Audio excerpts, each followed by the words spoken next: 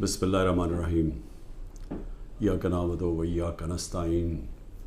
میرے پاکستانیوں، میں جو آج آپ سے بات کرنے لگا ہوں وہ کل ایک ISPR کی پریس کانفرنس ہوئی اور اس کے اندر انہوں نے ایک دو باتیں کہیں تو میں مجبور ہوں کہ میں آج اپنی قوم کے ساتھ بات کروں۔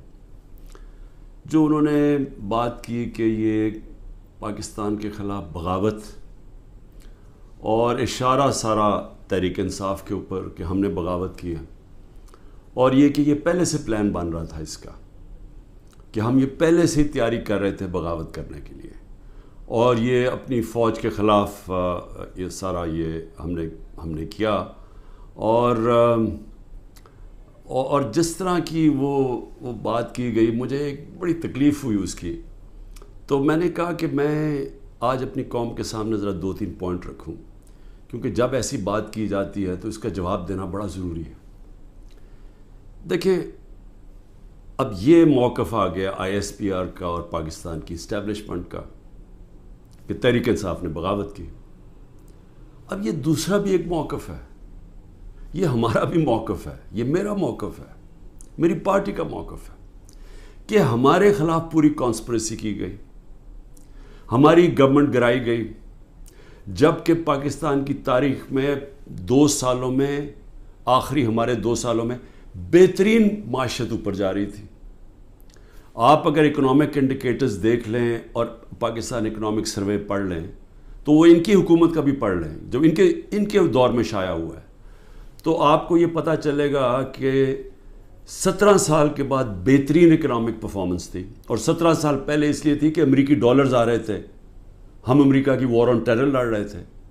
یہ امریکی ڈالرز آنے کے باوجود یہ اکانومی بڑھ رہی تھی، انڈسٹری بڑھ رہی تھی، ریکارڈ گروتھ ہو رہی تھی، اور اس کے باوجود کہ 2 سال کرونا میں ساری دنیا میں ایک بہت بڑا زوال آیا ہوا تھا، اس کے باوجود اللہ کا کرم کہ ہم نے اپنی معیشت کو بھی بچایا، ہم نے اپنے لوگوں کو بھی بچایا۔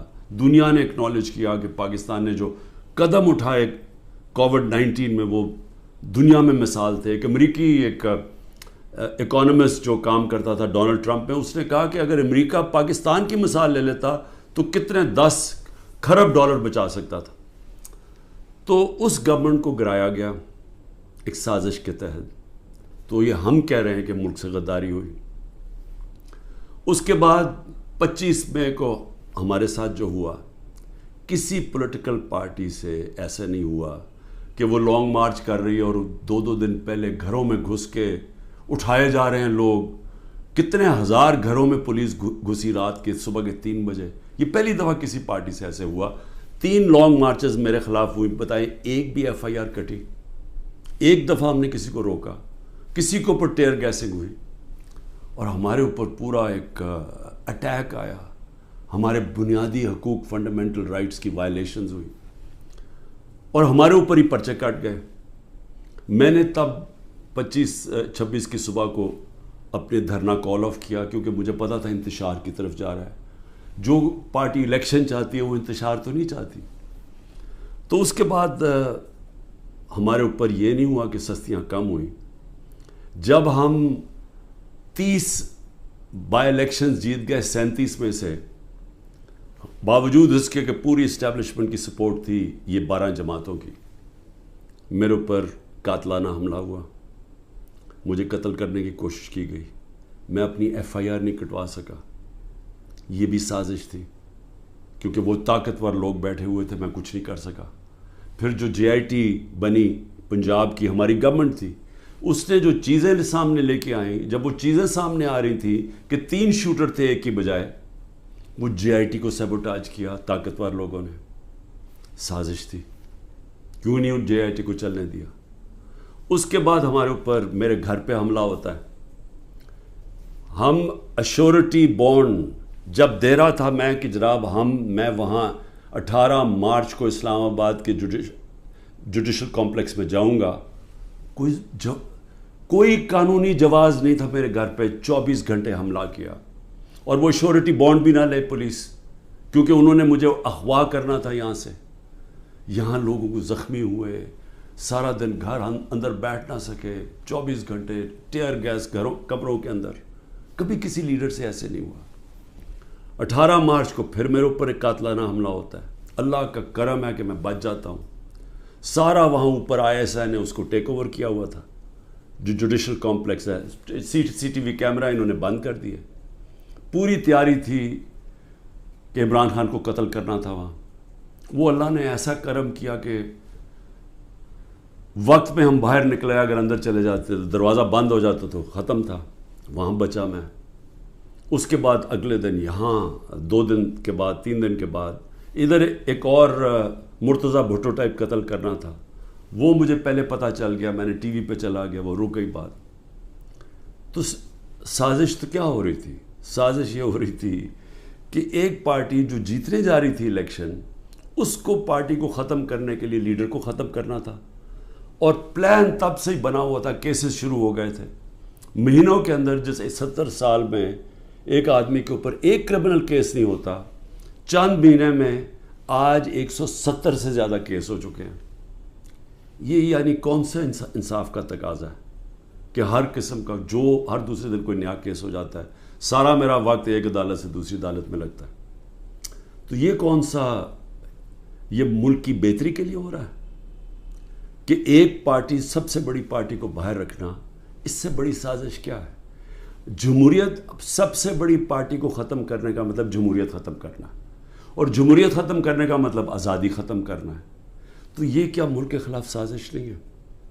اور پھر جو 9 مئی کو ہوا، اب ISPR صاحب کہہ رہے ہیں کہ جناب 9 مئی کو جو ہوا ہے وہ ایک بڑی سازش چلتی آ رہی تھی، تو وہ سازش سامنے آئی، بغاوت۔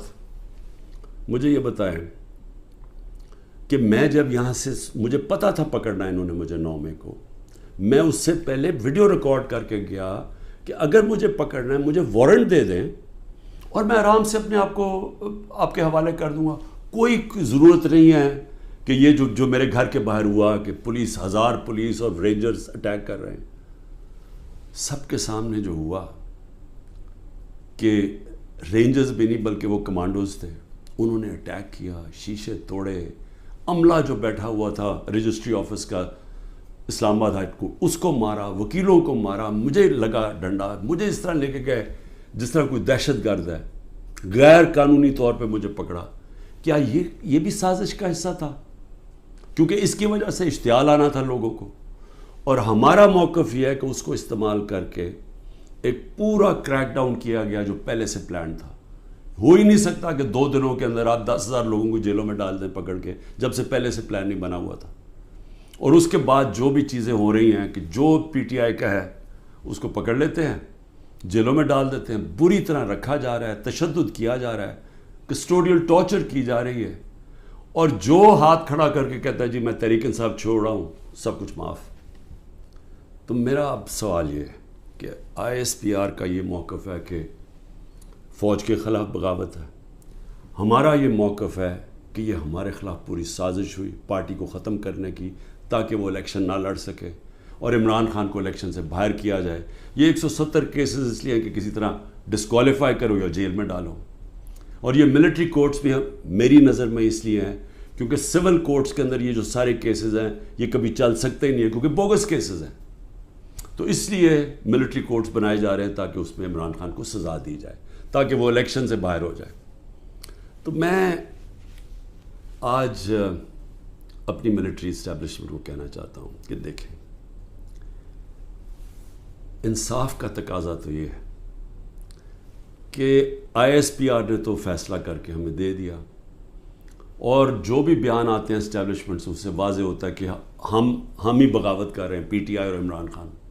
آپ نے تو اپنا مائنڈ دے دیا ہے، تو اب سوال یہ ہے کہ آپ ملٹری کورٹس میں اب کیسے فیصلہ کر سکتے ہیں؟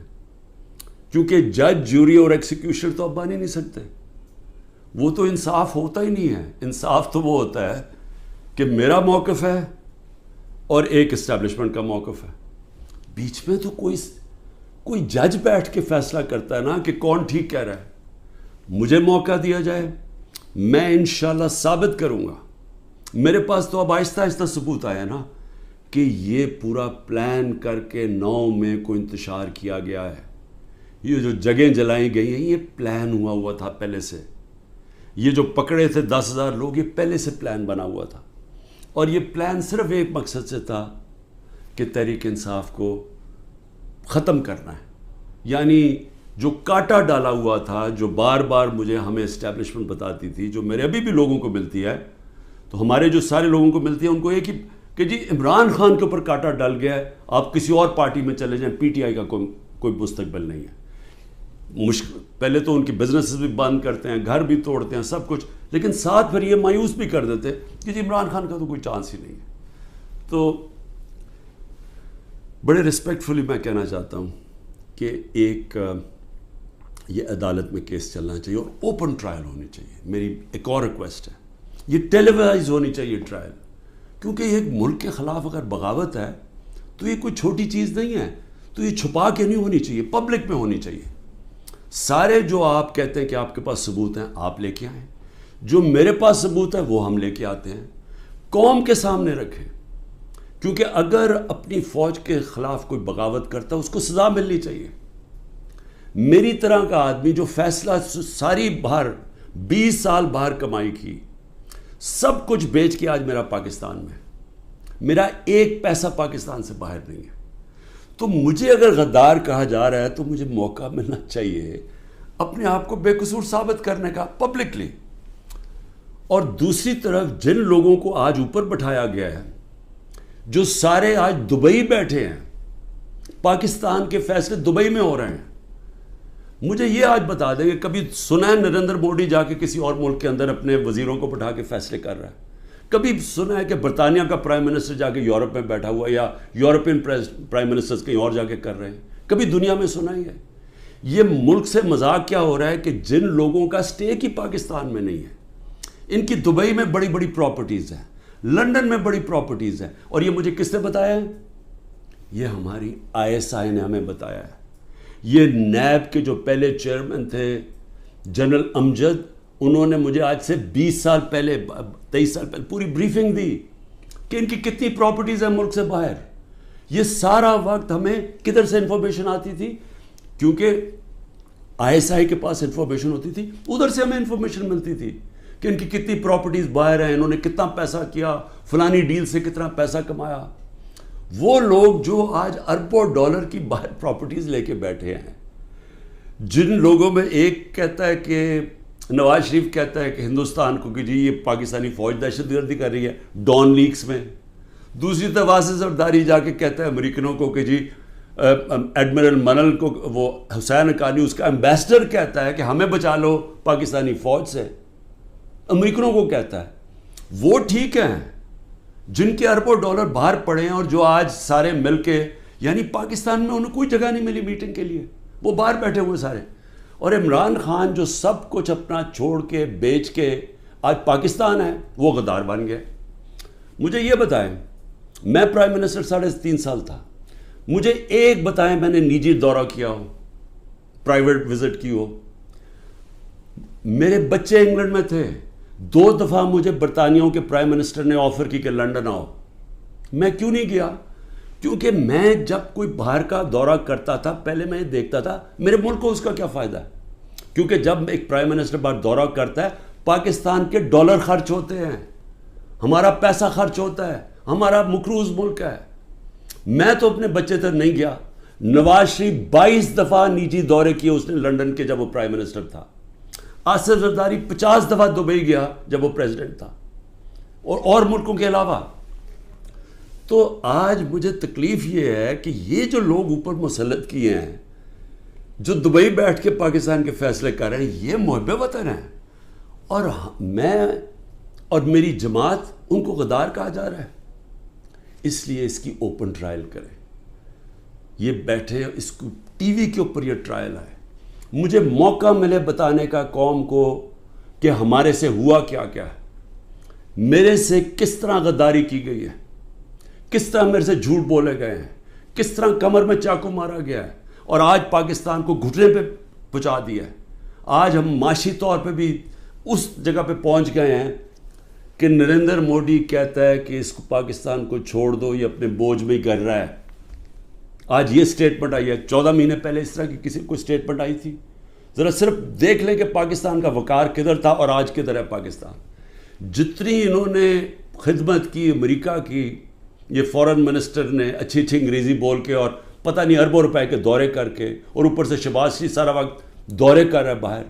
جو جوائنٹ سٹیٹمنٹ آئی امریکہ کی اور ہندوستان کی نریندر مودی کے دورے پہ، ہمیں ہماری خطرے کی گھنٹی بجنی چاہیے۔ کبھی بائی لیٹرل میٹنگ میں وہ تیسرے ملک کو برا بھلا نہیں کہتے۔ انہوں نے نام لے کے کہا کہ پاکستانی دہشت گردی کر رہا ہے۔ مطلب یہ کہ کشمیر کی جو ساری وہ جو بیچارے اتنی دیر سے اپنی آزادی کی جنگ لڑ رہے ہیں، وہ پاکستان دہشت گردی کر کے لڑ رہا ہے، وہ آزادی کی جنگ نہیں ہے۔ یہ اتنا برا ہمارے اوپر انہوں نے، جو اب میں کیا کہوں کہ جس طرح کا انہوں نے پاکستان کے اوپر تماچا مارا ہے، اور یہاں سے کوئی جواب نہیں آئے گا کیونکہ ان کے پیسے باہر پڑے ہیں اور ان کو پتہ ہے ان کے پیسے باہر پڑے ہیں، یہ کبھی نہیں بولیں گے۔ لیکن مجھے اس سے زیادہ خطرہ ہے، اور میں اس لیے بھی اپنی اسٹیبلشمنٹ کو پیغام دینا چاہتا ہوں کہ دیکھیں، میں ایک تاریخ کا طالب علم ہوں۔ یہ جو انڈیا کا اور اب امریکہ کا جو جوائنٹ ڈیکلریشن آئی ہے اور جو سمجھوتا ہوا ہے ڈیفنس میں، نیوکلیئر میں، آرٹیفیشل انٹیلیجنس ٹیکنالوجی میں، یہ اب پاکستان میں بہت آگے ہمارے معاشی حالات بالکل ہی جدھر پہنچ گئے ہیں، اس سے ایک امبیلنس پیدا ہو گیا ہے۔ آج ہندوستان جس طرح نریندر مودی نے تکبر میں باتیں کی ہیں، آج وہ ہمارے سے اپنے آپ کو بہت طاقتور اب سمجھتے ہیں، اور جب انہوں نے کہا نا کہ اپنے بوجھ میں گر رہا ہے، وہ اپنے بوجھ میں گرنے نہیں دیں گے، وہ گرائیں گے۔ ہمیشہ جنگیں تب لڑی جاتی ہیں جب ایک فریق سمجھتا ہے کہ وہ دوسرے سے بہت زیادہ طاقتور ہے۔ روس جب یوکرین میں گیا تو یوکرین کا نیوکلیئر پروگرام ختم ہو چکا تھا، اور روس سمجھتا تھا ان سے بہت بڑا طاقتور ہے۔ امریکہ عراق میں اور افغانستان میں اس لیے گیا کہ وہ بہت طاقتور تھا ان سے۔ تو جب ہندوستان یہ سمجھنا شروع ہو گیا کہ وہ پاکستان سے بڑا طاقتور ہے، ہماری خطرے کی گھنٹی بجنی چاہیے، ملک کو متحد ہونا چاہیے، ملک کو آزاد رکھنے کے لیے قوم کو اکٹھا ہونا چاہیے۔ یہ نہیں ہونا چاہیے کہ ملک کی اسٹیبلشمنٹ ملک کی سب سے بڑی پارٹی کو ختم کرنے کی کوشش کرے۔ اس کا مطلب جو ملک کی اکثریت عوام ہے، جو ایک پارٹی کے ساتھ کھڑی ہے، اس کو اپنے خلاف کر لے۔ یہ ملک کو نقصان ہے۔ ہماری پھر سے اکانومی بیٹھ چکی ہے، ان کے پاس کوئی حل نہیں ہے۔ جو جس طرف ہم جا رہے ہیں، جو یہ کوشش کرنے جا رہے ہیں کہ کھچڑی پک جائے پولیٹیکل انجینئرنگ سے، وہ اور ملک کمزور ہونے والا ہے۔ میں اس لیے پھر سے کہتا ہوں کہ آخر میں اپنے جو فیصلہ کرنے والے لوگ ہیں، جو طاقتور لوگ ہیں، اس وقت پاکستان کو ایک ہی راستہ ہے، صاف اور شفاف الیکشن۔ لوگوں کو امید صرف تب آئے گی، امید ختم ہو چکی ہے۔ نوجوان جو چھوڑ کے ملک کو جا رہے ہیں، پروفیشنلز جو ملک کو چھوڑ کے جا رہے ہیں، جو غریب لوگ کشتیوں میں ڈوب رہے ہیں باہر ملک سے نکلنے کے لیے، ان کو امید چاہیے، اور کسی چیز سے امید نہیں آنے لگی سوائے ایک چیز سے، صاف اور شفاف الیکشن۔ پاکستان پائندہ باد۔